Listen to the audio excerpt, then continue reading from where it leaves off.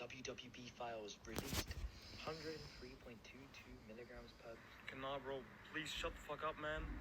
What is it with these guys who look like they've never ran a proper cycle, telling you to not buy from WWB, even though I could fill a whole video.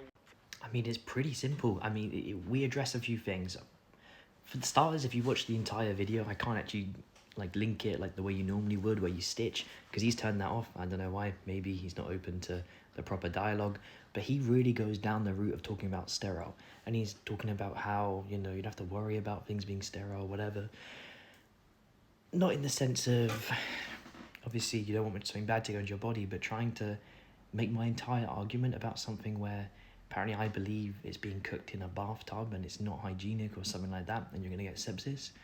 I don't even care about that, because truthfully, if you just filter the stuff, if it was untrustworthy where it's coming from, if you filtered it, it would be chill anyway. But that point, yeah, whatever, we'll skip past it. When we talk about whether or not we trust something, we are talking about three things. Is it sterile? And now that can be fixed quite easily. Does it have impurities? Is there going to be a ton of heavy metals? Is there going to be some fentanyl in it? Very, very rare that those actual things happen in like a serious way. And then lastly, is it dosed properly? And this one he kind of glosses over. He starts talking about how when you have like test P, only a part of it is actually testosterone and the rest is other stuff and their solvents. But when you do a Janashik testing, right, when it comes back and it says there's this much test P, it's not talking about of the entire solution, how much is it? It's talking about of the milliliter, it's concentration.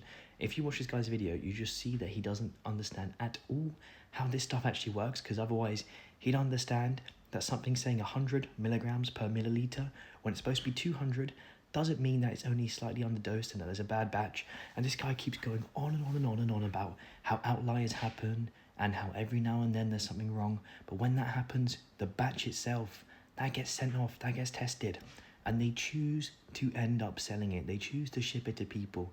That is a problem. The problem isn't that a batch was poor, that occurs, that does happen. The problem is that they ship it out, that they label it something that it's not. And in no world is 100 milligrams what you'd expect from a 200 milligram per milliliter. You can't just say that there's a little bit of variance there, especially because most of the time the vials are overdosed anyway, because it's much, much more important to get it above than it is below, because you're actually just underselling it to everyone, so they tend to put a little bit extra in. But in no world does this guy understand esters and what it actually means to make something and test it.